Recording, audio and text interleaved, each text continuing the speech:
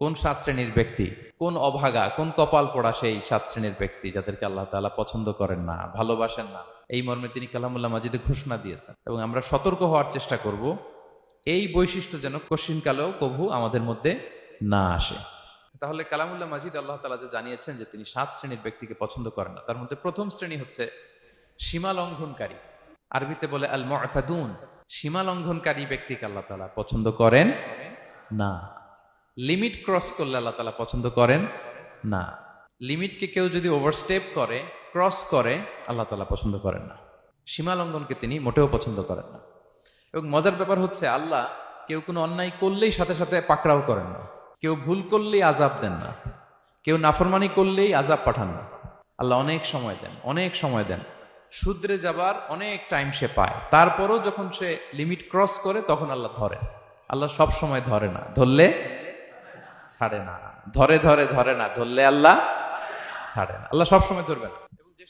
এবং যে সমস্ত জাতিগোষ্ঠীকে এই পৃথিবীতে আল্লাহ তাআলা আযাব দিয়ে ধ্বংস করেছেন, তাদের স্টোরি যদি আমরা খেয়াল করি, আমরা দেখব যে তাদেরকে আল্লাহ অনেক সুযোগ দিয়েছেন ভালো হওয়ার, শুধরে যাওয়ার। কিন্তু তারা আল্লাহর আদেশ অমান্য করতে করতে করতে করতে যখন লিমিট ক্রস করে ফেলছে, একটা সবকিছুর একটা লিমিট থাকে, কি বলেন? We all should know all limits. আপনাকে জানতে হবে যে আপনি কতটুকু পর্যন্ত করতে পারবেন, কতটুকু আপনার সীমানা। You should know your limit. এই লিমিটটা আপনার জানতে হবে। তারা যখন লিমিট ক্রস করেছে আল্লাহ আযাব দিয়েছে। আপনারা সামুদ জাতির নাম শুনেছেন? তাদের কাছে আল্লাহ তাআলা একজন নবী পাঠিয়েছিলেন, নাম হচ্ছে সালেহ আলাইহিস সালাম। আল্লাহ নবী সালেহ আলাইহিস সালাম, তিনি তাদেরকে দাওয়াত দিলেন যে হে আমার জাতিগোষ্ঠীর লোকেরা, এক আল্লাহর ইবাদত করো। তারা অবাধ্য হলো। তিনি সত্যের পথে আহ্বান করলেন, তারা এই কথা শুনলো না। একটার পর একটা আল্লাহর পায়গাম আসে, তারা অবাধ্য হয়, তারা অবাধ্য হয়, তারা আল্লাহ তাআলার আদেশকে মানে না। সবশেষে সামুদ গোত্র, তারা আবার খুব শক্তিশালী ছিল। তারা পাহাড় কেটে আর্কিটেকচার করে, ডিজাইন করে কিভাবে আবাসন তৈরি করতে হয় পাহাড়ি এলাকায়, মাউন্টেইন এলাকায় কিভাবে আবাসন তৈরি করতে হয়, এটার ব্যাপারে এক্সপার্ট ছিল। কিন্তু তারা সালেহ আলাইহিস সালামকে বলল, সালেহ তুমি পাগল, তুমি জাদুকর, তুমি যে আল্লাহর কথা বলছো আমরা মানবো এক শর্তে। যদি এই পাহাড়ের ভেতর থেকে 10 মাস গর্ভধারিণী একটা উট যদি বের করে আনতে পারো, এমন একটা শি ক্যামেল উট যদি বের করে আনতে পারো, যেই ওটের পেটের ভেতরে একটা বাচ্চা থাকবে এবং ওটটা পাহাড় থেকে বের হয়েই বাচ্চা ভূমিষ্ঠ করবে, এরপরে ওটের দুধ যেন আমরা খেতে পারি, তুমি যদি এইটা দেখাইতে পারো তাইলে বুঝবো তুমি সত্য নবী। দোয়া করলেন, আল্লাহ আমার এই জাতি সামুদ, তারা তো চেয়েছে যে পাথর ভেতর থেকে যদি একটা উট বেরোয়, ওট যদি বাচ্চা দেয় আর দুধ দেয়, তাহলে তারা তোমাকে মেনে নেবে। আল্লাহ তুমি মেহেরবানি করে এই মিরাকেল, এই মুআজিজা তুমি তাদের দেখিয়ে দাও। আল্লাহ তাআলা দোয়া কবুল করলেন। হাজার হাজার মানুষের সামনে চাক্ষুষ দিবালোকের মুহূর্তে পাথর ভেঙে একটা উট বেরিয়ে এলো বিশাল আকৃতির, এবং 10 মাস গর্ভধারিণী উট, সাথে সাথে এই উট বেরিয়ে বাচ্চা প্রসব করল, এবং সাথে সাথে এই ওলান থেকে ওটের দুধ বেরোতে লাগলো। হাজার হাজার লোক এটার ওলান থেকে দুধ নিয়ে তারা তৃপ্ত হলো। আচ্ছা, এই মুহূর্তে তাদের কি করা উচিত ছিল বলেন তো?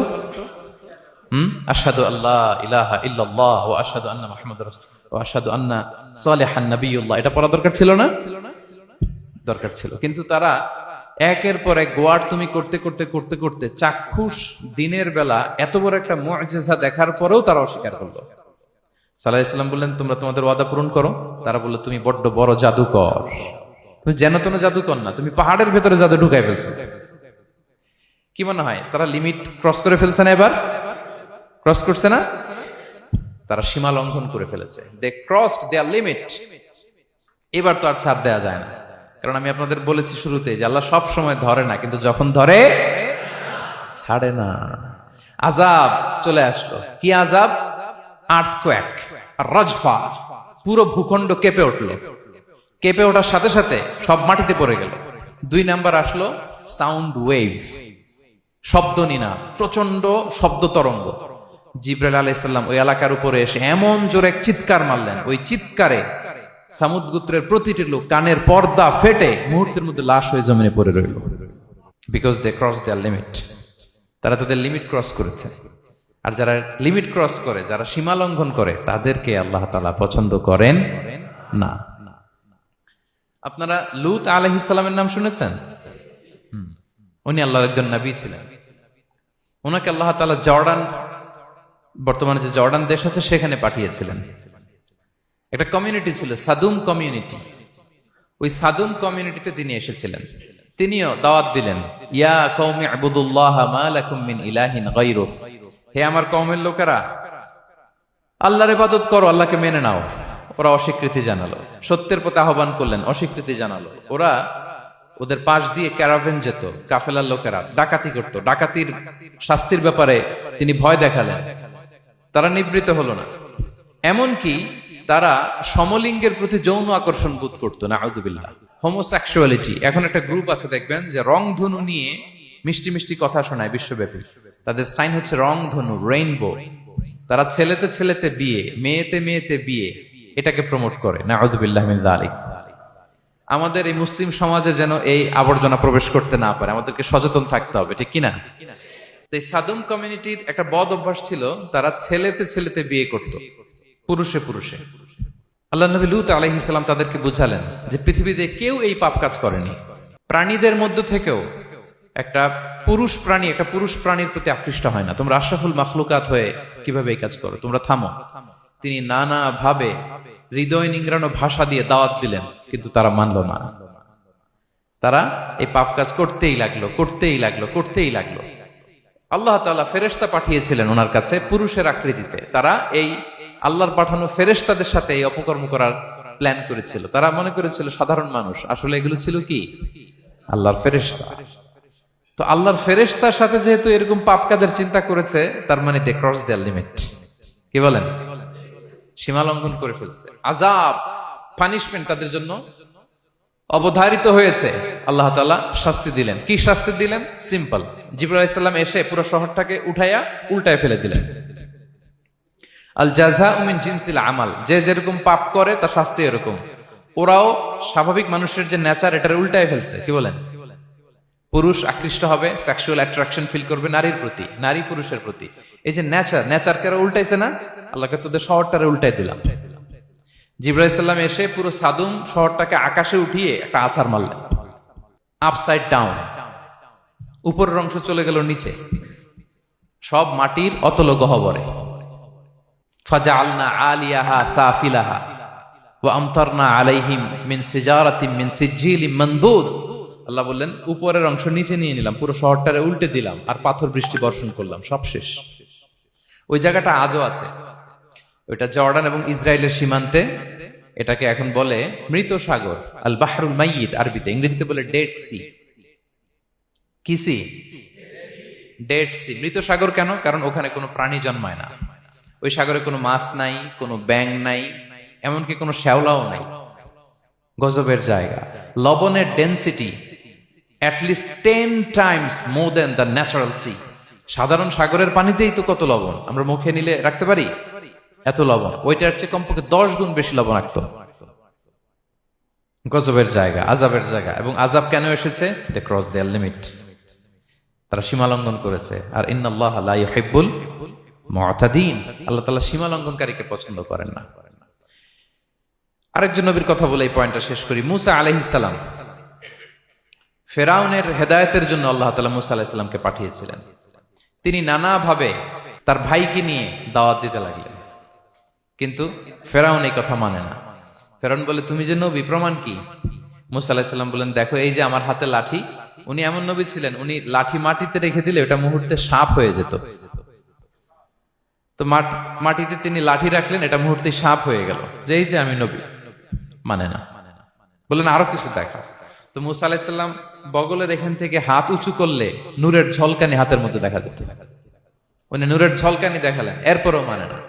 এরকম একটার পর একটা আল্লাহ নবী মুসা আলাইহিস সালাম মুআজিজা দেখাতে লাগলেন, কিন্তু ফেরাউন মানে না। শুধু মানে না এতটুকুই না, সবশেষে আল্লাহ নবী মুসা আলাইহিস সালামকে অ্যাসাসিনেশন, হত্যার পরিকল্পনা করলো তারা, যে বনি ইসরাইল, মুসা এবং মুসার অনুসারী যারা আছে দুনিয়া থেকে সরাই দিতে হবে। ধরো মুসারে, ধরো মুসার অনুসারীদের ধরো। ধাওয়া পাল্টা ধাওয়া শুরু হলো। আল্লাহ নবী মুসা আলাইহিস সালাম বনি ইসরাইলকে নিয়ে বাঁচার জন্য ছুটলেন। ছুটতে ছুটতে সামনে লোহিত সাগর। দেখেন, একে তো আল্লাহর বিধান মানে নাই, এরপরে একটার পর একটা মুআজিজা আসলো, সেটাও মানে নাই, এখন নবীরে হত্যার জন্য ছুটছে। কি মনে হয় সীমা লঙ্ঘন হয়েছে? একটু একটু হয়েছে না অনেক?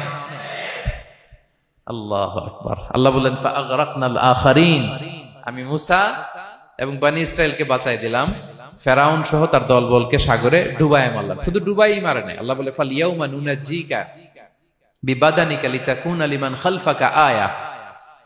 ফেরাউনকে লোহিত সাগরে তো ডুবিয়েছেই, আল্লাহ বলেন ফেরাউন তোর অনুসারী যারা পৃথিবীতে থাকবে, তোর চালাচামুন্ডা যারা থাকবে, তোর খালাতো ভাই চাচাতো ভাই যারা দুনিয়াতে বেঁচে থাকবে, তাদের জন্য তোর লাশটারে আমি শুটকি বানিয়ে রাখলাম up to the day of judgement. কিয়ামত পর্যন্ত ফেরাউনের লাশটা মিশরের জাতীয় জাদুঘরে ড্রাই বডি হিসেবে আছে। আমি নিজে দেখে এসেছি, নিজ চোখে মমিফাইং করে শুটকি বানায় রাখছে। এভাবে পৃথিবীতে যতগুলো জাতিগোষ্ঠীকে আল্লাহ তাআলা আযাব দিয়ে ধ্বংস করেছে, তার কারণ হচ্ছে সীমা লঙ্ঘন। তার কারণ কি? প্রিয় ভাইরা, আমরা যেন আমাদের লাইফস্টাইলের দিকে একটু খেয়াল করি যে এই সীমা লঙ্ঘনের কাতারে আমরা চলে আসলাম কিনা, আমরা চলে আসলাম কিনা, আমাদেরকে খেয়াল রাখতে হবে। আল্লাহ তাআলা সীমা লঙ্ঘনকারীকে পছন্দ করেন না। ইন্নাল্লাহা লা ইউহিব্বুল মু'তাদিন, তিনি সীমা লঙ্ঘনকারীদেরকে পছন্দ করেন না। এমনকি রাসূলুল্লাহ সাল্লাল্লাহু আলাইহি ওয়াসাল্লামের বায়োগ্রাফি যদি আমরা খেয়াল করি, আমরা দেখব যে তিনি যখন যুদ্ধের জন্য অভিযান পরিচালনা করতেন, দল পাঠাতেন, সেনাবাহিনী পাঠাতেন, তখন তাদেরকে বলতেন খবরদার যুদ্ধের ময়দানে সীমালঙ্ঘন করো না, সীমালঙ্ঘন করো না, খবরদার। যুদ্ধে যদি কেউ হেরে যায়, বন্দীদের সাথে খারাপ আচরণ করো না। ওরা হেরে গেছে বন্দী, আপনি চাইলে তার কান কেটে দিতে পারবেন, নাক কেটে দিতে পারবেন, আকৃতি বিকৃতি করতে পারবেন না। বিষ্ণু ইসলাম বলেন খবরদার সীমালঙ্ঘন করো না। যেখানে যুদ্ধে গিয়েছো ওই এলাকার শিশুদেরকে মেরো না, ওই এলাকার নারীদেরকে মেরো না, ওই এলাকার পাদ্রীদের গায়ে হাত তোলো না। সন্ন্যাসীতে যারা ইবাদত করে ওদের তো দোষ নাই, সিভিলিয়ান নাগরিক, তাদের গায়ে হাত তোলো না, খবরদার। গবাদি পশুর গায়ে হাত তুলবে না, এগ্রিকালচারাল প্রোডাক্ট জ্বালিয়ে দিও না। সুবহানাল্লাহি বিহামদিহি, কি রহমতের নবী ছিলেন। সীমা লঙ্ঘন যেন না করে বিষ্ণু ইসলাম অভিযান প্রেরণের আগে তিনি স্পষ্ট বলে দিতেন খবরদার কেউ সীমা লঙ্ঘন করবে না। যারা তোমাদের বিরুদ্ধে অস্ত্র তুলেনি তাদের বিরুদ্ধে অস্ত্র তোলা যাবে না, কারণ ইন্নাল্লাহা লা ইউহিব্বুল মু'তাদিন, আল্লাহ তাআলা সীমা লঙ্ঘনকে পছন্দ করেন না। প্রিয় ভাইরা, তাহলে যে 7 শ্রেণীর ব্যক্তিকে আল্লাহ তাআলা পছন্দ করেন না, তার প্রথমটা আমরা জেনে গেলাম। তারা কারা? সীমা লঙ্ঘনকারী। আমি কিন্তু প্রায় এরকম জিজ্ঞেস করব এবং সব শেষে আপনাদেরকে নিয়ে রিভাইজ করব। তাহলে 1 নম্বরে আমরা পেলাম তারা কারা। মেহেরবানি করে সবাই বলবেন একসাথে, তারা কারা? তারা সীমা লঙ্ঘনকারী, তারা তাদের লিমিট ক্রস করে, তাদেরকে আল্লাহ তাআলা পছন্দ করে না। সো আমরা আমাদের লাইফের সাথে একটু মিলিয়ে নেই যে আমরা আমাদের কোন ক্ষেত্রে সীমা লঙ্ঘন করি কিনা একটু খেয়াল করেন। আমার যে দায়িত্ব আছে আমি কি সীমা লঙ্ঘন করি কিনা?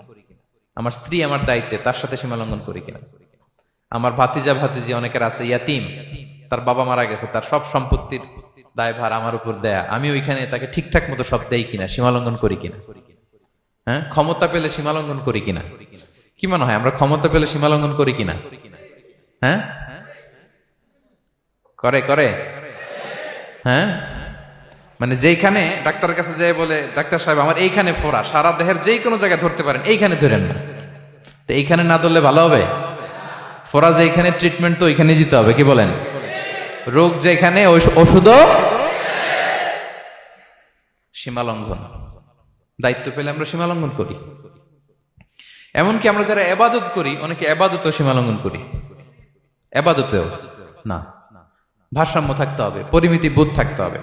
এবং মজার ব্যাপার হচ্ছে আল্লাহ তাআলা দোয়া এবং জিকিরের ক্ষেত্রে এই কথাটা উল্লেখ করেছেন যে তোমরা দোয়া জিকিরের ক্ষেত্রে সীমালঙ্ঘন করো না। আল্লাহ তাআলা বলেন উদউ রাব্বাকুম তাদাররুআ ওয়া খুফিয়া ইন্নাহু লা ইউহিব্বুল মু'তাদিন। তোমরা আল্লাহকে ডাকো কেমন ভাবে? তাদাররুআ ওয়া খুফিয়া, সবিনয়ে গোপনে, সবিনয়ে ডাকো, চুপিসারে ডাকো, গোপনে গোপনে ডাকো, অল্প আওয়াজে ডাকো। কারণ কি? ইন্নাল্লাহা লা ইউহিব্বুল মু'তাদিন, আল্লাহ সীমালঙ্ঘনকারীদেরকে পছন্দ করেন না। তাহলে আপনি যদি দোয়া করেন আল্লাহর কাছে, যখন জিকির করবেন বিনীতভাবে, চুপিসারে, সবিনয়ে, বিষ্ণু ঈসা ইসলাম যেভাবে শিখিয়েছেন ওইভাবে জিকির করবেন। নাকি জিকির করতে করতে মানুষের কাঁধে উঠবেন? উঠবেন না? ওঠে ওঠে, হ্যাঁ ওঠে। দেখেন আল্লাহ তাআলা যেইখানে 3 ফোঁটা দেওয়া দরকার 3 ফোঁটা দেয়, যেখানে 1 ফোঁটা ওইখানে 1 ফোঁটা দেয়। আল্লাহ তাআলা ইন্নাহু লা ইউহিব্বুল মু'তাদিন, আল্লাহ সীমালঙ্ঘনকে পছন্দ করেন না। এই কথাটা ঢুকাইছে কোথায়? দোয়া আর জিকিরের মধ্যে। কারণ আল্লাহ জানে আল্লাহর কিছু বান্দা থাকবে, তারা দোয়া এবং জিকিরের সময় কি করবে? সীমালঙ্ঘন করবে। মাঝে মাঝে কিছু ভিডিও ক্লিপসে দেখা যায় জিকির করতে করতে আরেকজনের কাঁধের উপরে, যিনি জিকির পরিচালনা করতেছে তার মাথার উপরে। এখন আমি ওয়াজ করতেছি, আপনি যদি লাফাইতে লাফাইতে এসে আমার উপরে পড়েন, হ্যাঁ, মাইকের উপরে যদি এসে পড়েন, আমার অবস্থা হবে কি? লাফাতে লাফাতে উপরে উঠে যায়, নিজে ইনজুর্ড হয়, পাশের শ্রোতাকে ইনজুর্ড করে, যিনি আলোচনা পরিচালনা করতেছে তাকে ইনজুর্ড করে। এরকম আছে না নাই? ইন্নাহু লা ইউহিব্বুল মু'তাদিন, আল্লাহ তাআলা সীমা লঙ্ঘনকে পছন্দ করেন না। তাহলে আমাদের প্রত্যেকের উচিত আমাদের লিমিট জানা, আমরা যেন আমাদের কখনো লিমিটকে ক্রস না করি। প্রিয় ভাইরা, এটা প্রতিটি ক্ষেত্রে, ইভেন ইবাদতে আমরা যেন সীমা লঙ্ঘন না করি। এই পয়েন্টটা মনে থাকবে আপনাদের? আচ্ছা, তাহলে 2 নম্বরে আমরা চলে যাই। 2 নম্বরে যে শ্রেণীকে আল্লাহ তাআলা পছন্দ করেন না তারা হচ্ছে জালিম বা অত্যাচারী। জালিম বা অত্যাচারী, যারা জুলুম করে তাদেরকে আল্লাহ তাআলা পছন্দ করেন না। আল্লাহ তাআলা বলছেন, ফাআম্মাল্লাযীনা কাফারু ফাউআযিবুহুম আযাবান শাদীদান ফিদ দুনিয়া ওয়াল আখিরা ওয়া মা লাহুম মিন নাসিরিন। যারা দুনিয়াতে কুফরি করবে কঠিন শাস্তি দুনিয়াতেও আখিরাতেও। ওয়া আম্মাল্লাযীনা আমানু ওয়া আমিলুস সালিহাতি ফায়ুওয়াফিহিম উজুরাহুম, আর যারা ঈমান আনবে সৎকর্ম করবে তাদের প্রতিদান আমি আল্লাহ বুঝিয়ে দেব। ওয়াল্লাহু লা ইউহিব্বুয যালিমিন, তবে জেনে রেখো আল্লাহ তাআলা জালিমিনদেরকে পছন্দ করেন। তাহলে 2 নম্বরে পাওয়া গেল কাদেরকে পছন্দ করে না? আপনি যদি কারো প্রতি জুলুম করেন তাহলে আপনি জালেম, সে হচ্ছে মজলুম। সে কি? মজলুম। মজলুম আপনারা ক্ষমা না করলে আল্লাহ তাআলা আপনারা ক্ষমা করবে না। মজলুম যদি ক্ষমা না করে আল্লাহ তাআলা কঠিন কালো আপনাকে ক্ষমা করবে না। এজন্য জুলুম যেন আমরা কখনো না করি। প্রিয় ভাইরা, জুলুম শুধু আল্লাহ তাআলা আমাদের উপরই হারাম করেনি, আল্লাহ নিজের উপর হারাম করছে। জুলুম শুধু আমাদের জন্যই হারাম না, আল্লাহর জন্য হারাম। আল্লাহ তাআলা বলেন হাদিসে কুদসিতে, ইয়া ইবাদি, হে আমার বান্দারা, ইন্নী হারামতু যুলমা আলা নাফসি, আমি জুলুমকে আমি আল্লাহ নিজের উপরে হারাম করেছি। ওয়া জাআলতুহু বাইনাকুম মুহাররামা, এবং এই জুলুমকে তোমাদের উপর হারাম করেছি। ফালা তাযালামু, তোমরা একে অপরের উপর জুলুম করো না। জুলুম শুধু আমাদের উপরই হারাম না, আল্লাহ নিজের উপরও হারাম করেছেন। তাহলে জুলুমের সাথে কি মুমিনের কোনো সম্পর্ক থাকতে পারে? পারে না। এবং আল্লাহ তাআলা কখনো কোনো বান্দার উপর জুলুম করেন না। ওয়া আন্নাল্লাহা লাইসা বিযাল্লামিন লিল আবিদ, তিনি তার বান্দার উপর জুলুম করেন না। কোনোভাবেই যেন জুলুম না হয়ে যায়, এজন্য আল্লাহ তাআলা কিয়ামতের দিন মাওয়াজিনাল কিসত, ন্যায়ের মানদণ্ড তিনি প্রতিষ্ঠা করবেন, যাতে একটু ভুল না হয়ে যায়, জুলুম না হয়ে যায়। আমরা মাঝে মাঝে যে দোকান থেকে বস্তায় বস্তায় চাল নিয়ে আসি না, চাল দেখা যাবে যে 1 মণ চাল হয়তো সামান্য একটু কম হইতে পারে, সামান্য একটু বেশিও হইতে পারে। এরকম হয় না? দেখবেন যে দিছে 10 কেজি, বাসায় এসে দেখবেন যে 10 কেজির চেয়ে একটু বেশি, একটু সামান্য বেশি কয়েক গ্রাম, অথবা 10 কেজির চেয়ে সামান্য কয়েক গ্রাম কম। এরকম হয়ে যায় না? মানুষ তো আমরা, কি বলেন? কিন্তু আল্লাহর নিক্তি পাল্লায়, মিজানের পাল্লায় এরকম হবে নাকি? হবে? হবে? আল্লাহ বলে না, মাওয়াজিনাল কিসত, ন্যায়ের মানদণ্ড সেটা। ফামাইয়া আমাল মিসকালা যাররাতিন খায়রান ইয়ারা, যাররা পরিমাণ ভালো করেছো তো সেটাও ওজন দেয়া যায় ওই পাল্লায়। সুবহানাল্লাহ পড়বেন না? ওমাইয়া আমাল মিসকালা যাররাতিন শাররান ইয়ারা, অনুপরিমাণ খারাপ করেছো সেটাও ওজন দেয়া যায়। কারণ ওয়া আন্নাল্লাহা লাইসা বিযাল্লামিন লিল আবিদ, তিনি বান্দার উপর জুলুম করেন না। তিনি এমন পাল্লা দিয়েছে যাতে জুলুম না হয়। আমাদেরটাই ভুল হয়ে যেতে পারে, ওনারটাতে ভুল হলে চলবে না, কেউ জিতে যাবে, ঠকে যাবে। কি বলেন? জাররা কাকে বলে? জাররা, জাররা মানে এত ছোট জিনিস, এত ক্ষুদ্র জিনিস যেটা খালি চোখে দেখা যায় না। বাংলাদেশের উদাহরণ দিলে বুঝতে পারবেন ভালো। বাংলাদেশের শীতের সিজনের কথা মনে আছে আপনাদের? না মালয়েশিয়া এসে সব খাই ফেলাইছেন?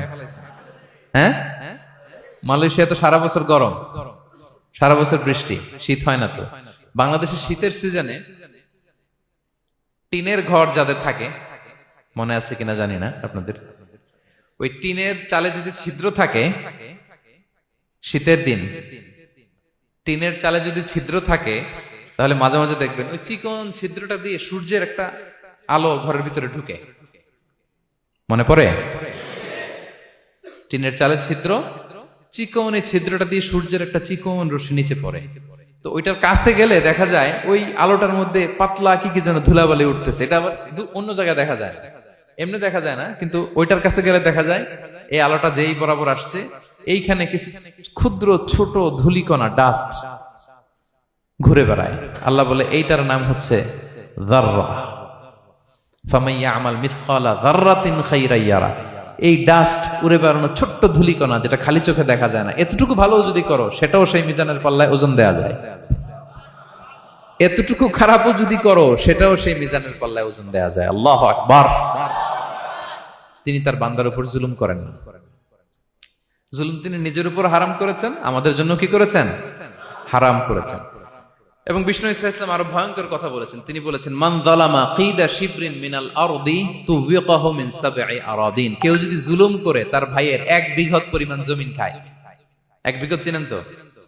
এই যে আমার এই আঙ্গুল থেকে এই আঙ্গুলটা, এটা টান টান করলে যতটুকু জায়গা, এটার বলে 1 বিঘত। শিবের আরবিতে বলে শিবের। হ্যাঁ, মান যালামা কিদা শিবর। বিষ্ণু বলেন এই 1 শিবর, 1 বিঘত জমি যদি কেউ অন্যায় ভাবে জুলুম করে তার ভাইয়ের কাছ থেকে খায়, কিয়ামতের দিন তুবিকা আলাইহি সাবউ আরাদিন, এই 7 জমিনকে আল্লাহ তাআলা তার ঘাড়ে চাপাবে। খা এবার, খা। অন্যের জমি খাওয়ার এত শখ ছিল, এবার 7 জমিন ঘাড়ে কর। কিয়ামতের ময়দানে আপনার দেহটারে বিশাল আকৃতির করা হবে, এই 7 জমিনকে আপনার কাঁধে তুলে দেয়া হবে। এজন্য আমরা অন্যের রাইটস, অধিকার যেন নষ্ট না করি, কারো উপর যেন জুলুম না করি, কোনোভাবেই না। আমরা নানাভাবে এই জুলুমটা করি। আমরা প্রায় দাদার সম্পত্তি থেকে ফুফুদেরকে বঞ্চিত করি, বাবার সম্পদ থেকে বোনদেরকে বঞ্চিত করি। হ্যাঁ, নিজের ভাই আরেক ভাইকে, আপন ভাই ভাইকে বঞ্চিত করে, জুলুম করে। এরকম দৃশ্যপট আমাদের সমাজে আছে না নাই বলেন তো? কিয়ামতের দিন আল্লাহর সুপ্রিম কোর্টের কাঠগড়ায় হিসেব দিতে হবে। আর এই জালিমদেরকে আল্লাহ তাআলা পছন্দ করেন না। এবং সবচেয়ে ভয়ঙ্কর ব্যাপার হচ্ছে, আপনি যখন কারোর উপর জুলুম করেন, ওই মাজলুম আর আল্লাহর মাঝখানে কোনো ফারাক থাকে না। আল্লাহ ওই ফারাকের পর্দা উঠায় নাই। বিষ্ণু বলেন, ইত্তাকি দাওয়াতাল মাজলুম, তোমরা মজলুমের বদদোয়াকে ভয় করো, খবরদার। কারণ ফাইন্না লাইসা বাইনাহা ওয়া বাইনাল্লাহি হিজাব, তার আর আল্লাহর মাঝে কোনো পর্দা থাকে না। দোয়া করলেই ওটা আরশে যেয়ে কবুল হয়ে যায়। আল্লাহ তাআলার চারিপাশে অনেক পর্দা আছে। কেউ কেউ বলে 70,000 নূরের পর্দা। এই 70,000টা সহিহ হাদিস দ্বারা সাব্যস্ত না, কিন্তু অসংখ্য অগণিত পর্দা, এবং পর্দাও এটা নূরের পর্দা। আচ্ছা বলেন তো, জানলা দিয়ে বাইরের আলো ঠেকাতে আমরা দেয়ালে জানালায় কি লাগাই? পর্দা লাগাই। পর্দাটা কিসের তৈরি? মোটা কাপড়ের, যাতে করে ওই আলো না আসে। কিন্তু আল্লাহর চারদিকে যে পর্দা, ওই পর্দাটা কিসের? নূরের, আলোর। ওনার পর্দাই আলো দিয়ে তৈরি। সুবহানাল্লাহ বললেন না? বিষ্ণু বলেন, ইত্তাকি দাওয়াতাল মাজলুম, মজলুমের বদদোয়াকে ভয় করো। ফাইন্না লাইসা বাইনাহা ওয়া বাইনাল্লাহি হিজাব, কেউ যখন মজলুম হয়ে কেঁদে বদদোয়া করে, তার আর আল্লাহর মাঝে ওই পর্দা থাকে না। বদদোয়া করছে, ডাইরেক্ট কবুল। খবরদার আমার পেনাঙ্গের ভাইয়েরা, আমরা যেন জালিম না হই। In it's any form, operation in it's any form, যেই কোনো ভাবে, যেই কোনো ক্ষেত্রে, যেই কোনো ধরনের হইতে পারে জুলুম। কাউকে আপনি ছোট্ট কোনো কাজে ঠকালেন, বন্টন নীতিতে ঠকালেন, হ্যাঁ, জমি মেরে দিয়ে ঠকালেন, আমানত মেরে দিয়ে ঠকালেন, ইন ইটস এনি ফর্ম যদি জুলুম করে থাকেন, খবরদার। মজলুমের কান্না কখনো বৃথা যায় না।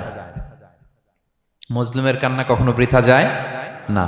জীবনের কোনো না কোনো সময়ে এর প্রায়শ্চিত্ত আপনাকে করতে হবে। জীবনের কোনো না কোনো সময়ে এর প্রায়শ্চিত্ত করে আপনাকে মরতে হবে। তাহলে কোন বিশ্বাসী কি জালিম হতে পারে? কারণ ইন্নাল্লাহা লা ইউহিব্বুল যালিমিন, আল্লাহ তাআলা জালিমদেরকে পছন্দ করেন না।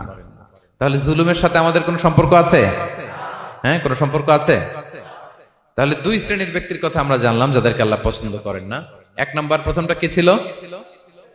সীমা লঙ্ঘনকারী, লিমিট যে ক্রস করে, ইন্নাল্লাহা লা ইউহিব্বুল মুআতাদিন। 2 নাম্বার কি জানলাম? হ্যাঁ, জালিম, অত্যাচারী, অপ্রেসরকে আল্লাহ তাআলা পছন্দ করেন না। তাহলে এই দুইটারে আমরা নো বলে দিলাম। আজকের কনফারেন্স রুমে আওয়াজ করে বলেন তো সবাই নো। এই লিমিট ক্রস আর জুলুম নো, চলে গেছে, খালাস। এবার 3 নম্বরে দেখি আল্লাহ কাদেরকে পছন্দ করেন না। 3 নম্বরে আল্লাহ তাআলা অহংকারী দাম্ভিক লোককে পছন্দ করেন না। অহংকারী, আমাদের তো অহংকার টহংকার নাই না? আছে অহংকার? আছে। কিসের অহংকার বলেন? টাকার, আর ক্ষমতার, আর সৌন্দর্যের, আর হ্যাঁ পাওয়ার, সোশ্যাল পাওয়ার। এই যে অহংকার, অহংকারের খাঁচা থেকে মুক্ত রাখো আমাদেরকে তুমি প্রভু হয়ে, পড়েন আমিন। এটা একটা ভয়ঙ্কর খাঁচা। আচ্ছা, অহংকার করার আমাদের আছে কি বলেন তো? কিছুই নাই। আল্লাহ বলে ওয়া খুলিকাল ইনসানু দাঈফা, তোমাদেরকে আমি দুর্বল করে তৈরি করছি। আমরা দুর্বল, শুধু দুর্বল না, দুর্বলের ঘরের দুর্বল। আমার বাপ ছিল দুর্বল, আমার দাদা ছিল দুর্বল, আমরা 14 গোষ্ঠী কি? হাল আতা আলাল ইনসানি হিনুম মিনাদ দাহরি লাম ইয়াকুন শাইআম মাযকুরা। আল্লাহ বলেন একটা সময় ছিল উল্লেখ করার মতো তোমার কিছুই ছিল না। আজকে তো এত লম্বা চোরা মানুষ, আমরা কিছুই ছিলাম না। আমার বর্তমানে বয়স চলে 36, 37। তা আজ থেকে 37 বছর আগে আমি কি ছিলাম? আমার অস্তিত্বই ছিল না, আমার কোনো নাম ছিল না, আমার কোনো গ্রাম ছিল না, আমার কোনো অ্যাড্রেস ছিল না, আমার কোনো পরিচিত ছিল না। আজ থেকে আরো 37 বছর পরে একটু খেয়াল করেন তো, এখন তো 37, আরো 37 ধরেন বাঁচলাম। এরপরে আমি দুনিয়া, দুনিয়া থাকবে কিন্তু আমি নাই। আজকে কার জন্য আটকে আছে দুনিয়ার কাজ বলেন তো? আপনার দাদার জন্য, আপনার নানার জন্য। তো আপনাকে লাগে কেন? আপনাকে লাগে? লাগে না তো আমাকে। আমি দুনিয়া, একদিন কিছুই ছিলাম না। আল্লাহ বলেন হাল আতা আলাল ইনসানি হিনুম মিনাদ দাহরি লাম ইয়াকুন শাইআম মাযকুরা। তুমি কিছু ছিলা, একটা সময় কিছুই ছিলা না, উল্লেখ করার মতো তুমি কিছুই ছিলা না। অস্তিত্বহীনের জগৎ থেকে তোমাকে আমি অস্তিত্ব আনলাম। তোমার বাবার পৃষ্ঠদেশ থেকে তোমার মায়ের গর্ভাশয়ে আমি তোমাকে ফেললাম। সেখানে আমি আল্লাহ তোমাকে একটু একটু করে তিলে তিলে বড় করলাম। 9 মাস 10 মাস পরে মায়ের পেট থেকে দুনিয়াতে তুমি আসলে। দেখেন তো দুনিয়ায় আসার পরে আমাদের অবস্থাটা কি? কাপড় নাই, চোপন নাই, এভাবে চলে আসছি। আসার পরে কেউ যদি মুখে খাবার তুলে দেয় তাইলে খাইতে পারি, হ্যাঁ, তাও লিকুইড খাবার। এদিক দিয়ে দিলে এদিক দিয়ে পড়ে যায়, খালি মুছতে হয়। মেহমান একজন এসে আদর করে কোলে নিচে পেশাব করে দিছি ভরাইয়া, আছে না নাই? হয়েছে না, হয়েছে না এরকম? আদর করে একটা কোলে নিছেন, এখনই না ডায়াপার আসছে মিয়া। আজ থেকে 10 বছর আগে এগুলো ছিল নাকি? প্যাম্পাস ডায়াপার ছিল, এই কাঁথা টাতা নিয়ে কোলে নেওয়া লাগতো, তারপরে দিছে ওদিক দিয়ে জামা টামা ভিজে শেষ। ইভেন রাসূল সাল্লাল্লাহু আলাইহি ওয়াসাল্লামের কোলে এরকম বাচ্চারা পেশাব করে দিছে, এরকম হাদিস আছে। আদর করে মায়েরা বাবারা আসলেই তো তার বাচ্চাকে রাসূল সাল্লাল্লাহু আলাইহি ওয়াসাল্লাম কোলে দিতেন, পেশাব করে দিতেন। তো কার কোলে উঠছে এটাও জানি না, পেশাব করে ভরাই দিচ্ছে। পেশাব পায়খানা করে সয়লাভ। লিকুইড দিলে খেতে পারি, শক্ত কিছু খেতে পারি না। এই তো আমি, এই তো আমার ক্ষমতা। একজন যে বললেন ক্ষমতার অহংকার, এই তো ক্ষমতাটা তো এতটুকু। এরপরে যখন জোয়ান হয়েছে, এখন তো জোয়ান, এখানে একটা ভূমিকম্প হইলে কি অবস্থা হবে বলেন তো জোয়ানদের?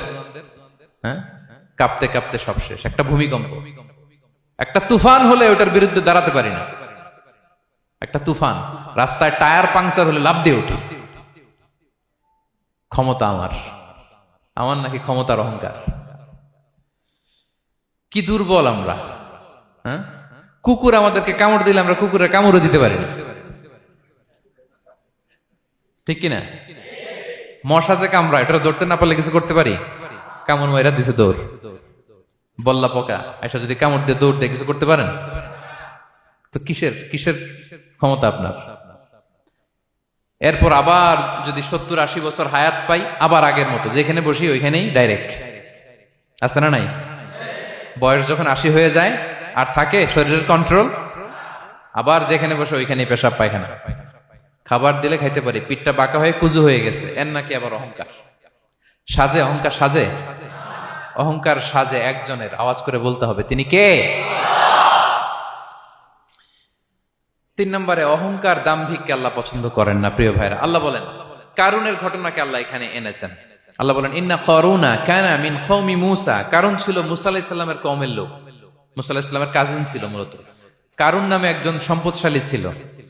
মিশরের রাজধানী কায়রো থেকে 100 কিলো দূরে ফাইউম নামে একটা জেলা আছে, ওখানে তার বাড়ি ঘর। আমি দেখে এসেছি, কয়েকবার গিয়েছে।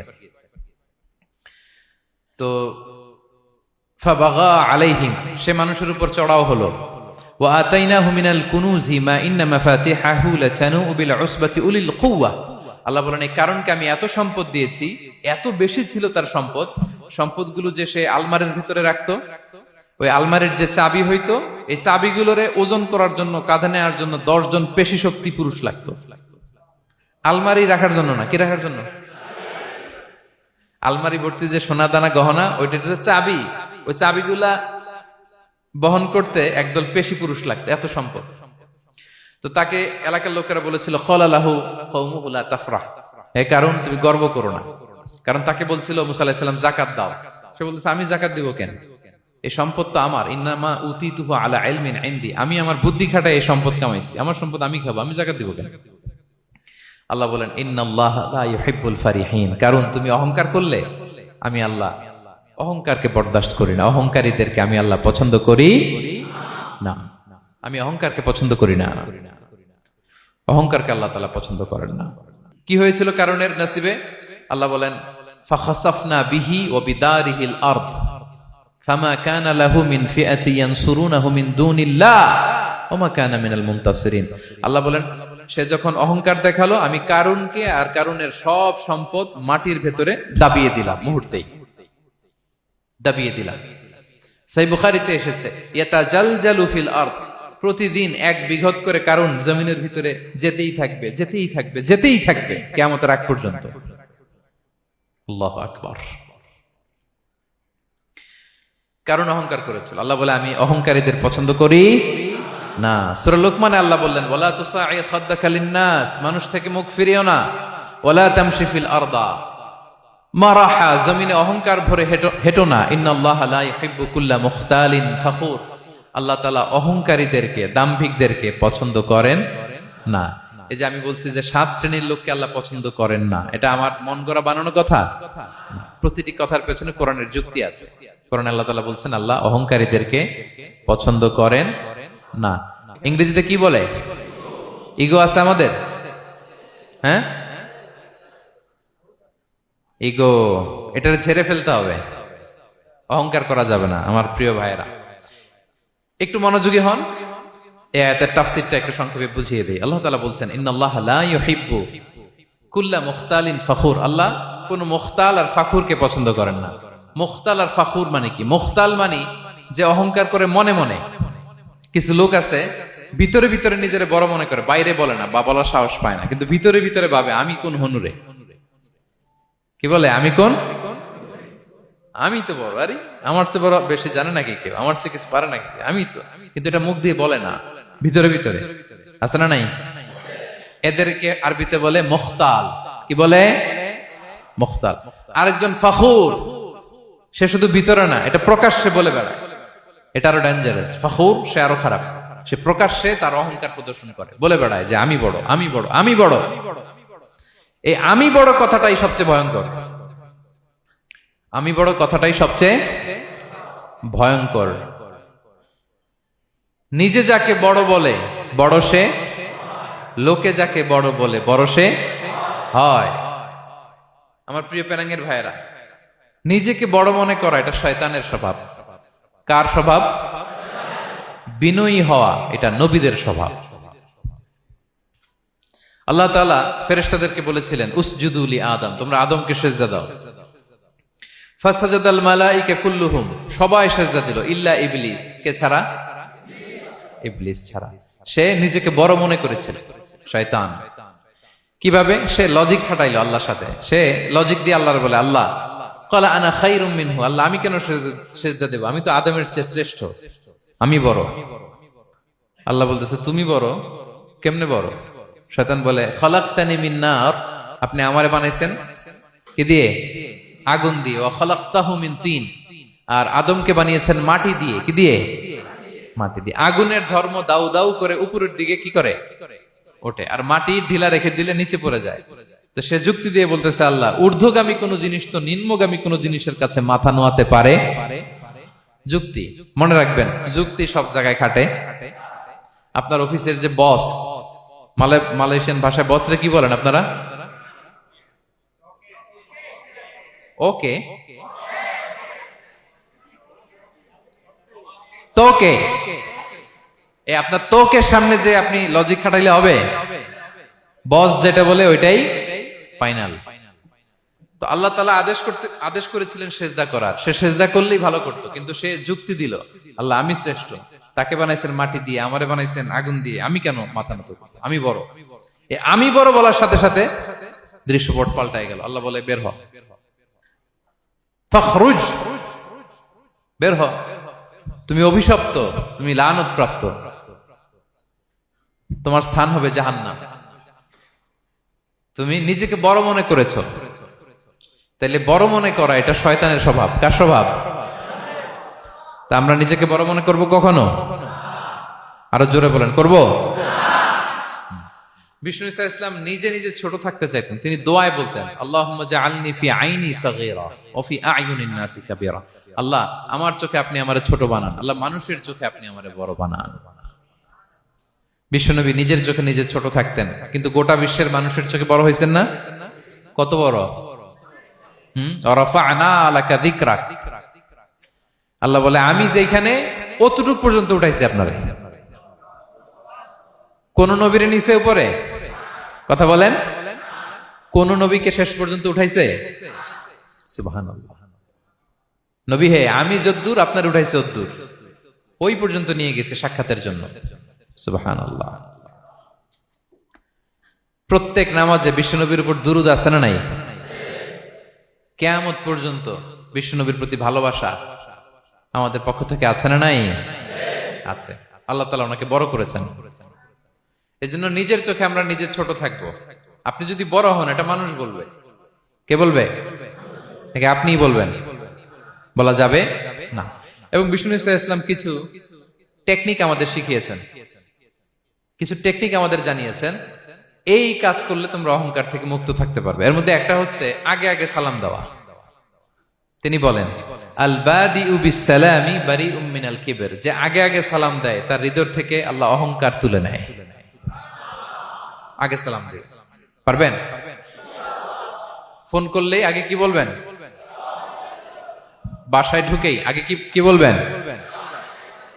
স্ত্রীকে আগে সালাম দিবেন, বন্ধুকে আগে সালাম দিবেন, বাসার কাজের লোকটাকে আগে সালাম দিবেন, আপনার ড্রাইভারকে আগে সালাম দিবেন, বাসার দারোয়ানটারে আগে সালাম দিবেন।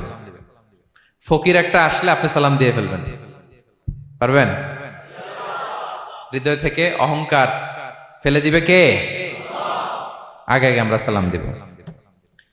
এবং তার চেয়ে ভয়ঙ্কর কথা হচ্ছে বিষ্ণু ইসলাম বলেন যে লা ইয়াদখুলুল জান্নাতা মান কানা ফি কলবিহি মিসকালু হাববাতি খারদাল মিন কিবর, যার হৃদয়ে সরিষার দানা পরিমাণ অহংকার থাকে ওই ব্যক্তি কঠিন কালেও আল্লাহর জান্নাতে প্রবেশ করার সুযোগ পাবে না, কঠিন কালেও পাবে না। এর কারণ অহংকার আল্লাহর চাদর। অহংকার কার চাদর? আল কিবরিয়া রিদাই ওয়াল আযামাতু ইজারি। আল্লাহ বলে অহংকার আমার চাদর, বড়ত্ব আমার লুঙ্গি। যে এগুলো ধরে টান দেয় তারে আমি জাহান্নামে নিক্ষেপ করব। ফালা উবালি, আই ডোন্ট কেয়ার, আমি ওদিকে কেয়ার করি না, আমি তারে জাহান্নামে ফেলবো। সো অহংকার আমাদের সাজে না। আমি শুরুতেই তো বললাম আমাদের লাইফ সার্কেলটা একটু দেখাইলাম না যে ছিলাম কই, অস্তিত্বহীন থেকে দয়া করে মায়া করে তিনি আমাকে অস্তিত্বে এনেছেন। কত ছোট্ট, কত ক্ষুদ্র, কত নগণ্য, কত দুর্বল ছিলাম আমরা। আবার যৌবনের একটা পিরিয়ড কাটিয়ে, যৌবনের সময় তো কতটা দুর্বলতা বললাম, আবার সে দুর্বল, মানে দুর্বল থেকে দুর্বল। এই হচ্ছে আমাদের লাইফ স্টোরি, লাইফ হিস্ট্রি। তাহলে অহংকার আমাদের সাজে। অহংকার তার সাজে যার কোনো ক্ষয় নাই, যার কোনো লয় নাই, যার কোনো অভাব নাই। হ্যাঁ, গোটা বিশ্ব তার মুখাপেক্ষী, তিনি কারো মুখাপেক্ষী না, ঠিক কিনা? গোটা বিশ্ব তার কাছে ঠেকা, তিনি কারো কাছে ঠেকা না, ঠিক কিনা? গোটা বিশ্ব তাদের সার্ভাইভালের জন্য তার প্রতি মুখ থুবড়ে পড়ে থাকে, তিনি কারোর জন্য বসে থাকা লাগে। অহংকার সাজে তার। আর এই আল্লাহর অহংকারের চাদর ধরে যে টান দেয়, আল্লাহ বলে ওরা আমি জাহান্নামে ফেলবো, আর তাদেরকে আমি পছন্দ করি না। আল্লাহ তাআলা অহংকারীদেরকে পছন্দ করেন না। তাহলে অহংকারকে আমরা না বলে দিব, নো বলবো, নো। আওয়াজ করে বলেন নো। শুধু মুখে মুখে নো নাকি অন্তর থেকে?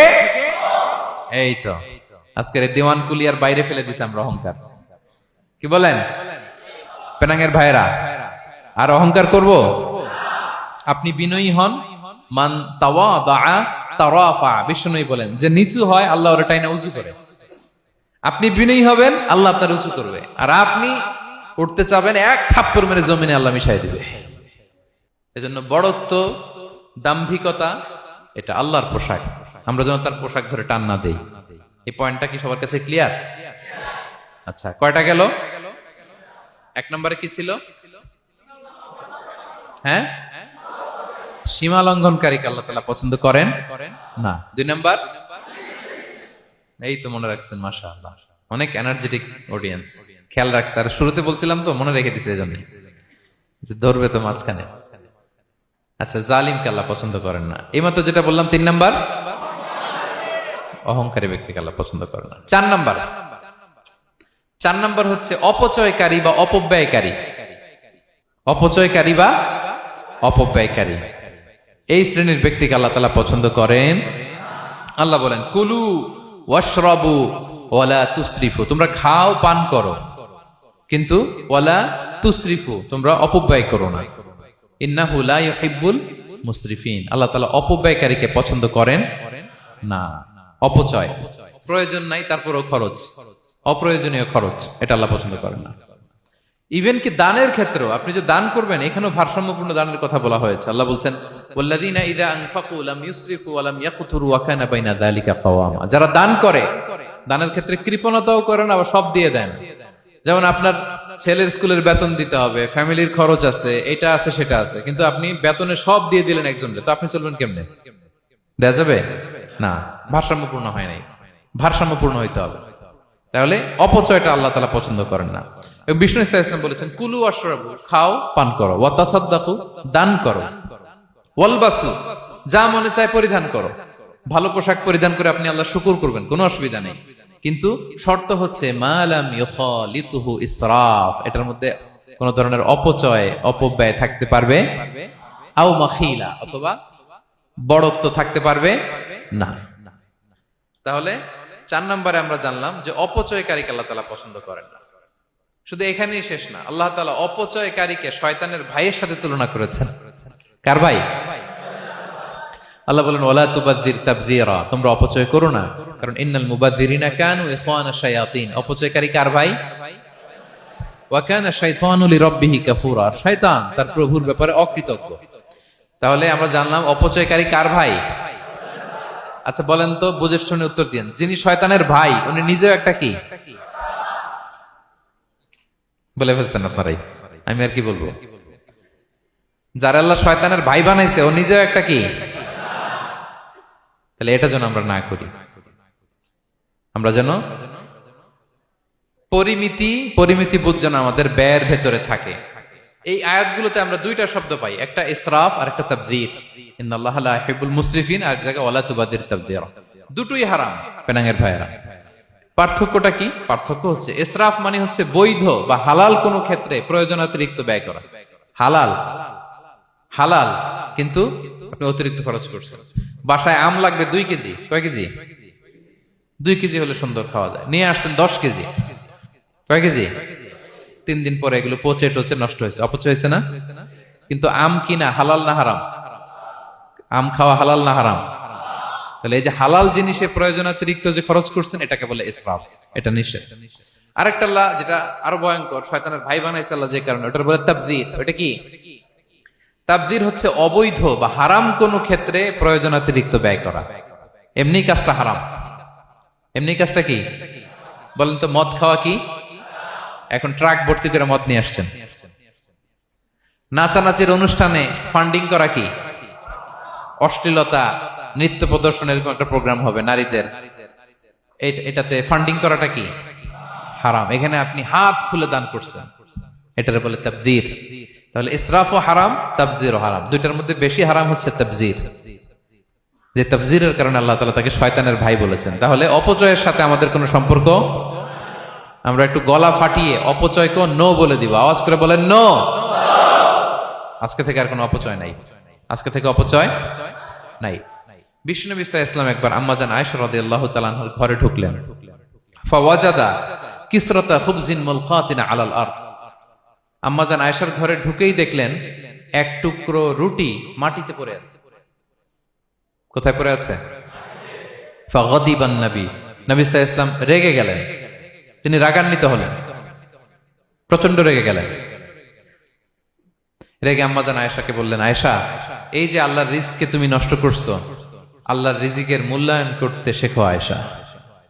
কোন ঘরে যদি আল্লাহর রিজিক আসে আর ওই রিজিককে যদি মূল্যায়ন করা না হয়, তাহলে সেই রিজিক আর এই ঘরে আসে না। কারণ এই রুটিটা খেয়েই তো তুমি বেঁচেছিলা, ঠিক কিনা? আজকে আমরা যেই রুটিটা, যেই ভাতগুলো ফেলে দিয়ে ডাস্টবিনে, এতটুকু খাইলে আমার কাশ্মীরের ভাইরা বেঁচে যাবে, এতটুকু পাইলেই আমার ফিলিস্তিনের ভাইরা বেঁচে যায়, এতটুকু পেলেই ওই ডাস্টবিনে মারামারি করে যারা খাবার খোঁজে ওরা বেঁচে যায়, ঠিক কিনা? এজন্য বিষ্ণু সাল্লাল্লাহু আলাইহি ওয়াসাল্লাম রেগে গেলেন। বিষ্ণু সবসময় রাখতেন না, রেগে বললেন, আয়েশা, আল্লাহর নেয়ামতের কদর করো, তোমার ঘরে রিজিক আসলে ওটার যদি মর্যাদা না দাও, এই রিজিক তোমার ঘরে আর ঢুকবে না। নট নেসেসারি শুধু খাবারের ক্ষেত্রে, যে কোনো ক্ষেত্রে অপচয় যেন না হয়, অপচয় অপব্যয় যেন না হয়। আমরা অনেক সময় করে ফেলি, খেতে বসলে অনেক খাবার নিয়ে ফেলি, অর্ডার করতে গেলে দোকানে অনেক অর্ডার করে ফেলি, রেস্টুরেন্টে, কিন্তু এই খাবারগুলো নষ্ট করা যাবে না। ডাস্টবিনে যেন না যায় আপনার কারণে। আপনি কি করবেন? লেফট ওভার ফুড সাথে করে বঙ্গুজে নিয়ে আসবেন। আপনারা তো বঙ্গুজ বলেন নাকি? পেনাঙ্গে কি বলে? বঙ্কুজ। হ্যাঁ, টেক অ্যাওয়ে বা বঙ্কুজ বললে ওরা বঙ্কুজ দিবে, নিয়ে আসবেন, বাসায় এনে রাতে খাবেন, তারপরের দিন খাবেন, অথবা কাউকে দিয়ে দিবেন, কিন্তু খাবার নষ্ট করা চলবে। কারণ ইন্নাল্লাহা লা ইউহিব্বুল মুসরিফিন, আল্লাহ তাআলা অপচয়কারীকে পছন্দ করেন। কথাটা কি বুঝতে পেরেছেন সবাই? আচ্ছা, কয়টা গেল? আর বাকি রইল কয়টা? 5 নাম্বার, খেয়ানতকারী। আমানতের খেয়ানত যে করে, বা বিশ্বাসঘাতক, আমানতের খেয়ানত যে করে। অনেক লম্বা কথা, আমি যেহেতু সময় কম শেষ করে দিচ্ছি। ইন্নাল্লাহা লা ইউহিব্বুল খাইনিন, আল্লাহ তাআলা খেয়ানতকারীকে পছন্দ করেন। বিশ্বাসঘাতকতা যে করে, আল্লাহর কথা বাদ দেন, আমাদের সমাজে বলেন, কেউ যদি বিশ্বাসঘাতকতা করে আমরা পছন্দ করব? করব না, তাকে কেউ পছন্দ করে না। ইন্নাল্লাহা লা ইউহিব্বু মান কানা খাওয়ানান আসিমা, পাপী খেয়ানতকারীকে আল্লাহ পছন্দ করেন না। এবং মুনাফিকের আলামত রাসূল সাল্লাল্লাহু আলাইহি ওয়াসাল্লাম বলেছেন, কি দেখে মুনাফিক চিনবা? তিনি বলেছেন 3 জিনিস দেখে মুনাফিক চিনবা। 1, ইযা হাদাসা কাযাবা, মুনাফিক কথা বললে মিথ্যা বলে। কথা বললে কি করে? ওয়া ইযা ওয়াআদা আখলাফা, ওয়াদা করলে খেলাফ করে। 3 নম্বরে ওয়া ইযা আতুমিনা খানা, মুনাফিকের কাছে আমানত রাখলে খেয়ানত করে। আমানতের খেয়ানত, এটা মুনাফিকের আলামত। শুধু মুনাফিকের আলামতই না, এটা কিয়ামতের একটা আলামত। আল্লাহ বলেন, ইন্নাল্লাহা ইয়া'মুরুকুম আন তুআদ্দুল আমানাতি ইলা আহলিহা, আল্লাহ তাআলা আদেশ করেছেন আমানতের যে হকদার তার হাতে তার আমানত পৌঁছে দাও। আদেশটা কার? সবাই বলুন, আদেশ কার? আল্লাহর। আমানতের খেয়ানত এটা মুনাফিকের আলামত এবং কিয়ামতের আলামত। এক বেদুইন এসে রাসূল সাল্লাল্লাহু আলাইহি ওয়াসাল্লামকে বলল, ইয়া রাসূলুল্লাহ, মাতা সাআ, কিয়ামত কবে হবে? কি কবে হবে? কিয়ামত কবে হবে? রাসূল সাল্লাল্লাহু আলাইহি ওয়াসাল্লাম বললেন, ইযা দুইয়াতিল আমানাতু ফান্তাযিরিস সাআ, যখন আমানতের খেয়ানত শুরু হবে সমাজে, তখনই কিয়ামত হবে। সে বলল, ইয়া রাসূলুল্লাহ, কাইফা ইদাআতুহা, আমানতের খেয়ানত আবার কেমনে হয়? সহজ সরল মানুষ, আমানতের খেয়ানত হয় কেমনে? বিষ্ণু বললেন, ইদা উসিদাল আমরু ইলা গায়রি আহলিহি ফান্তাযিরিস সাআ, যে লোক যেই কাজের যোগ্য নয় তাকে যখন সেই কাজে বসিয়ে দেয়া হবে, তখনই কিয়ামত হয়ে যাবে। এখন এটা আছে না নাই সমাজে? বলেন। হ্যাঁ, যে যেই কাজের যোগ্য না সেই কাজ সে পায় না। সবাই বলেন তো, যে যেই চেয়ারে বসার যোগ্যতা রাখে না, ওই চেয়ারে সে বসে কি বসে না? নেতা হওয়ার যোগ্যতা নাই, নেতা হয়ে গেছে। পদের যোগ্যতা নাই, পদ পেয়ে গেছে। চাকরির যোগ্যতা নাই, ওই যে উপর থেকে ফোন আসছে, ফোনের ঠেলায় চাকরি হয়ে গেছে। দেশেরও 12টা বেজে গেছে। এইভাবেই আমানতের খেয়ানত হয় প্রিয় ভাইরা। আমানত ব্যাপারটা অনেক বড়। অনেকে মনে করে, আপনারা কি বোরিং হয়ে যাচ্ছেন? আর অল্প, আর ম্যাক্সিমাম 10 মিনিটস। প্রিয় ভাইরা, আমানত এই ব্যাপারটা অনেক বড়। অনেকে মনে করে, একজন আমার কাছে একটা মোবাইল রেখে গেছে, বলছে ভাই এই মোবাইলটা আগামী সপ্তাহে এসে নিয়ে যাবে। তো অনেকে মনে এইটাই শুধু আমানত, অনেকে ভালো। বা 10,000 রিঙ্গিট রেখে বলল 3 দিন পরে এসে আমি টাকাটা তোমার কাছ থেকে নিব। তো আপনি দিয়ে দিলেন, এটা তো আমানতদার হলেনি। কিন্তু শুধু এতটুকু আমানত নয় প্রিয় ভাইয়েরা আমার। আল্লাহ তাআলা আমাদেরকে যা দান করেছেন তার সবই আমানত, সবকিছুই আমানত। এই যে আমাকে আল্লাহ জ্ঞান দিয়েছেন, এই জ্ঞানটা আমানত। যাদেরকে আল্লাহ পরিচিতি দিয়েছেন, পরিচিতি এটা আমানত। আমার অর্থ, আমার সন্তান, আমার ক্ষমতা, আল্লাহর দেয়া প্রতিটি নিয়ামতই আমানত। এবং এই আমানতের ব্যাপারে আল্লাহ তাআলা জিজ্ঞেস করবেন।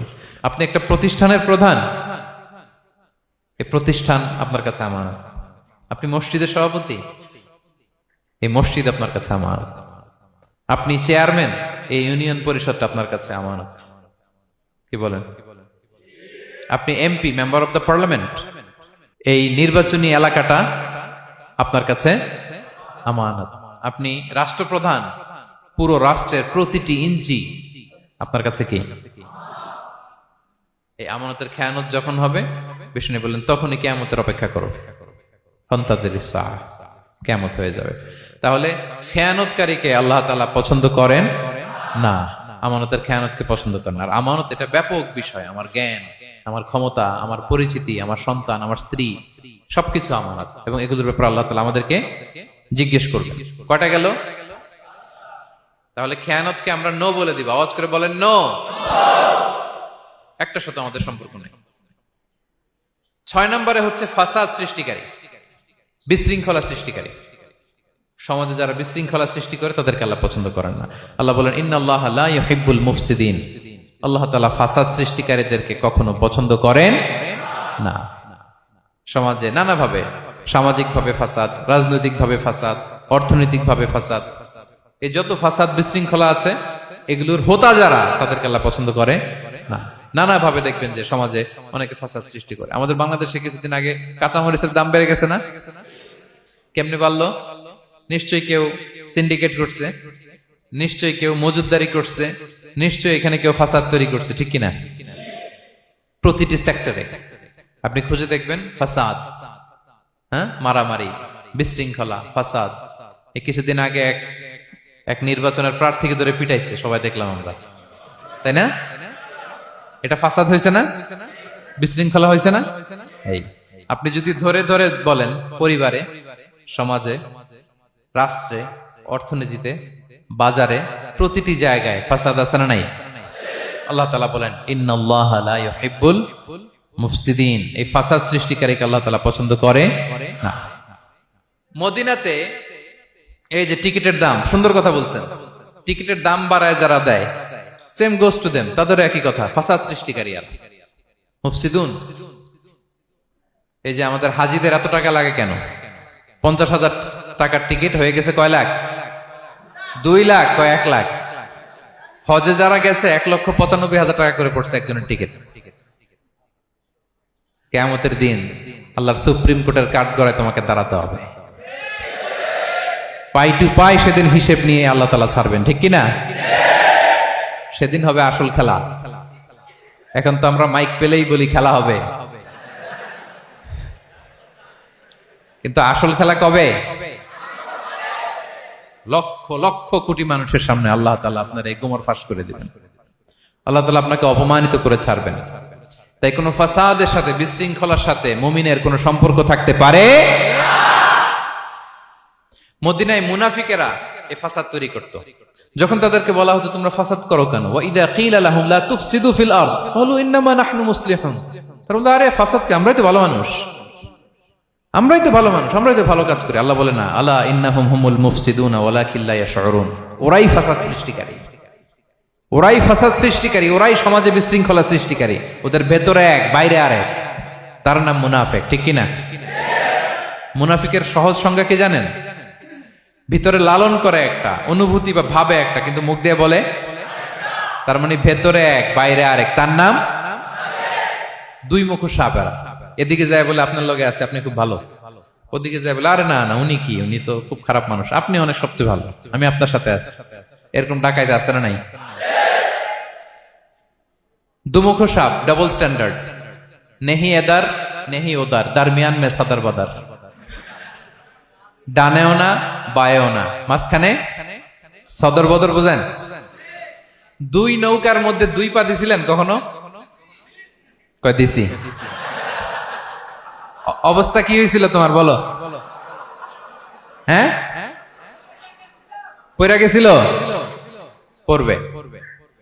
দুই নৌকায় দুই পা দেওয়া যায় না, হয় এই পা এদিকে নিয়ে আসতে হবে না ওদিকে চলে যেতে হবে, দুই পা দিলে এই উল্টায় পড়বে। মুনাফিকদের স্বভাব এটা, দুমুখো সাপ, ডাবল স্ট্যান্ডার্ড মেনটেন করে, টু ফেসড পার্সোনালিটি এরা। যেদিকে বৃষ্টি ওদিকে ছাতা, উপরে ফিটফাট ভিতরে সদরঘাট। তাদেরকে যখন বলা হয় তোমরা ফাসাদ সৃষ্টি করো না, ওরা বলে আরে আমরাই তো ভালো। আল্লাহ বলে না, তোমরাই ফাসাদ সৃষ্টিকারী, তোমরা জানো না। তো এই ফিতনা ফাসাদকে আল্লাহ হত্যার চেয়েও জঘন্য বলেছেন। তিনি বলেছেন আল ফিতনাতু আকবারু মিনাল কতল। এই ফিতনা সৃষ্টি করা, সমাজে পণ্যের দাম বাড়ানো, কাঁচামরিচের দাম বাড়ানো, অন্যের হক নষ্ট করা, টিকিটের দাম বাড়ানো, মজুতদারি করা, সমাজের স্বাভাবিক সামাজিক রাজনৈতিক ভারসাম্য যারা নষ্ট করে, এগুলো সব মুফসিদুন। সব কি? মুফসিদুন, ফাসাদ সৃষ্টিকারী, ফিতনাবাজ। আকবারু মিনাল কতল, সমাজের স্বাভাবিক যে ধারা, এই ফ্লোটাকে তারা নষ্ট করে। এবং ফাসাদের মাধ্যমে যদি কারো ক্ষতি করে, কাউকে কেউ হত্যা করে, সেজন্য গোটা বিশ্বের সবাইকে হত্যা করবে। আল্লাহ বলেন মান কাতালা নাফসান বিগাইরি নাফসিন আও ফাসাদিন ফিল আরদি ফাকান্নামা কাতালান নাসা জামিআ। অন্যায়ভাবে ফাসাদের মাধ্যমে যখন কেউ কাউকে হত্যা করে, সেজন্য গোটা বিশ্বের সবাইকে হত্যা করে। আকবারু মিনাল কতল, ফিতনা এত বড় ভয়ঙ্কর পাপ। তো এই ফিতনার সাথে, ফাসাদের সাথে, ফাসাদ সৃষ্টি করা, বিশৃঙ্খলার সাথে আমাদের কোনো সম্পর্ক, কারণ ইসলাম শান্তির ধর্ম। কিসের ধর্ম? শান্তির ধর্ম। কোন অন্যায়, বিশৃঙ্খলা, বোমাবাজি, সন্ত্রাসবাদ, টেরোরিজম, এগুলোর সাথে ইসলামের কোনো সম্পর্ক, শান্তির ধর্ম। এজন্য আল্লাহ তাআলা ফাসাদ সৃষ্টিকারীদেরকে পছন্দ করেন। কয়টা গেল? সব শেষ হচ্ছে মন্দ কথার প্রচারক। আমার ভাইয়েরা, কি কথা?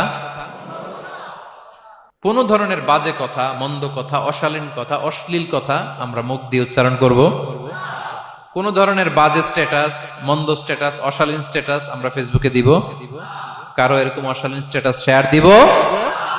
নেভার, কখনো দিব না। আল্লাহ পছন্দ করেন। আল্লাহ বলেন লা ইউহিব্বুল্লাহুল জাহরা বিসসুই মিনাল কওলি ইল্লা মান যুলিম ওয়া কানা আল্লাহু সামিআন আলিমা। কোন খারাপ কথা কেউ প্রকাশ করবে, পাবলিক করবে, ওপেনলি বলে বেড়াবে, এটা আল্লাহ পছন্দ করে না। কিন্তু সে যদি মাজলুম হয় সেটা ভিন্ন কথা। কোন ধরনের অশ্লীল কথা, অশালীন কথা মুমিনের মুখ দিয়ে বেরোতে পারে। রাসূল সাল্লাল্লাহু আলাইহি ওয়াসাল্লামের ব্যাপারে দেখেন, আনাস রাদিয়াল্লাহু কি বলেন? তিনি বলেন লাম ইয়াকুনিন নবী সাল্লাল্লাহু আলাইহি ওয়াসাল্লাম সাব্বাবান। বিষ্ণু সাল্লাল্লাহু আলাইহি ওয়াসাল্লাম মুখ দিয়ে কোনোদিন কাউরে বকা দেয় নাই, গালি দেয় নাই। ওয়ালা ফাহাশান, আমার নবী কখনো তার জবান মোবারক দিয়ে অশালীন কথা বলেন নাই। ওয়ালা লাআনান, কাউকে লানত তিনি করেন নাই। সুবহানাল্লাহ পড়েন। তো সেই নবীর উম্মত হয়ে আমরা কোনো খারাপ কথা বলবো? অশালীন কথা? একসাথে বন্ধুরা যখন বসেন আড্ডা দিতে, যে অনেকে অশ্লীল কথা বলে ফেলে, আছে না নাই? বন্ধুরা কি বলেন আপনারা? Cowan Cowan Cowan. তো এই যে একসাথে বসতে যে অনেক সময় অশালীন, অশ্লীল কথাবার্তা অনেকে বলে ফেলে, এদেরকে আল্লাহ তাআলা পছন্দ করে না। এই জাতীয় কথা যেন আমাদের মুখ দিয়ে কখনো বের না হয়। এবং অশ্লীলতার প্রচার যারা সমাজে ঘটায়, আল্লাহ বলে তাদেরকে দুনিয়াতেও আমি লাঞ্ছিত করব, শাস্তি দেব, আখিরাতেও দেব। আল্লাহ তাআলা বলছেন ইন্নাল্লাযীনা ইউহিব্বুনা আন তাশিআল ফাহিশাতু ফিল্লাযীনা আমানু লাহুম আযাবুন আলীম ফিদ দুনিয়া ওয়াল আখিরাহ। যারা চায় মুমিনদের মাঝে অশ্লীলতা ছড়িয়ে পড়ুক, তাদেরকে দুনিয়া আখিরাতে আমি লাঞ্ছিত করে ছাড়ব। দুনিয়ায় লাঞ্ছিত, আখিরাতেও লাঞ্ছিত। দুনিয়াতেও আযাব, আখিরাতেও। এজন্য অশ্লীলতার সাথে আমাদের কোনো সম্পর্ক নাই। আমরা কোনো অশ্লীল কথা যেন আমরা না বলি। এখন অশ্লীলতার সয়লাভ, নাটকের নামে, সিনেমার নামে, বিনোদনের নামে, আছে না নাই? এই যে ডিভাইস, হ্যাঁ, সয়লাভ, আপনি ঢুকবেন আর বেরোতে পারবেন না, এমন ভাবে আপনাকে এঙ্গেজ করে রাখবে। এগুলোর সাথে মুমিনের কোনো সম্পর্ক আছে না। মুমিন যেটাই করবে ওটা হালাল পন্থায় করবে, ঠিক কিনা? তাই কোনো অশ্লীলতাকে আমরা শেয়ার দিব না। সোশ্যাল মিডিয়ায় কোনো অশ্লীল ভিডিও দেখবো না, শেয়ারও দিব না। কোনো অশ্লীল নাটক, সিনেমা এগুলো আমরা দেখবো না। দিনকে দিন এটা এমন ভাবে গ্রাস করতেছে, আমাদের সমাজটাকে শেষ করে ফেলতেছে এক এক নামে। পত্রপত্রিকা আমরা দেখি এখন নতুন কি আসছে, ওটিটি প্ল্যাটফর্ম। এরপরে কি আসছে, ওয়েব সিরিজ। আছে না নাই? গত কিছুদিন আগে আমি সোশ্যাল মিডিয়া দেখলাম বিভিন্ন জনে স্ট্যাটাস দিচ্ছে, তৈ তৈ তৈ তৈ তৈ, বয়াম পাখি কই। তো আমি ভাবছি হয়তো কোনো বিখ্যাত কবির কবিতা শেয়ার দিচ্ছে। আমি পরে সার্চ দিয়ে দেখি সর্বনাশ, একটা ইন্টারভিউ দেখলাম একজন, এটা নাকি কোন একটা ওয়েব সিরিজ বা মুভি এই জাতীয় কিছু একটা। তো দেখেন, কবিতার নামে, গানের নামে, সাহিত্যের নামে, সংস্কৃতির নামে, এন্টারটেইনমেন্টের নামে, বিনোদনের নামে এ অশ্লীলতার সয়লাভ, ঠিক কিনা? এই অশ্লীলতার সাথে আমাদের কোনো সম্পর্ক আছে? আমরা যেন মুখ দিয়ে উচ্চারণ না করি এগুলো, ঠিক কিনা? বিষ্ণু বলেন, ইন্নাল আবদা লা ইয়াতাকাল্লামু বিল কালিমাতি মা ইয়াতাবায়ানু ফিহা ইয়াজিল্লু বিহা ইলান নার আবআদা মিম্মা বাইনাল মাশরিক ওয়াল মাগরিব। বান্দা অনেক সময় মুখ দিয়ে এমন কথা মুখ ফসকে বলে ফেলে, এটা যে কত ভয়ঙ্কর, এটা যে তার জাহান্নামে নিক্ষেপ করবে সে কল্পনাও করতে পারে না। আপনার একটা কথা থেকে আপনি জাহান্নামের অধিবাসী হতে পারেন। এই জন্য সোশ্যাল মিডিয়া ব্যবহারের ক্ষেত্রে আমরা সাবধান।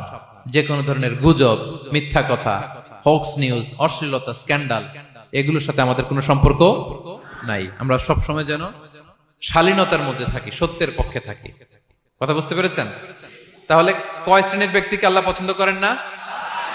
1 নম্বরে সীমা লঙ্ঘনকারী, 2 নম্বরে জালিম, 3 নম্বরে অহংকারী, 4 নম্বর অপচয়কারী, 5 নম্বর খেয়ানতকারী, আমানতের খেয়ানত, 6 নম্বর ফাসাদ সৃষ্টিকারী, 7 নম্বর মন্দ কথা, অশ্লীল কথার যে প্রচার করে। এগুলো যারা করে এদের সাথে আমাদের কোনো সম্পর্ক, এই 7 শ্রেণীর লোককে আল্লাহ তাআলা অপছন্দ করেন। এগুলো কি আমাদের জীবনে থাকবে? এগুলো আমরা কি শুধু হল রুম থেকে বের করে দিব না পুরো জীবন থেকে? পারা যাবে? পারা যাবে? আওয়াজ করে পড়ুন ইনশাআল্লাহ। পেনাঙ্গের ভাইরা, আল্লাহ তাআলা আমাদের সবাইকে কথাগুলো বোঝার ও আমল করার তৌফিক দান করুন।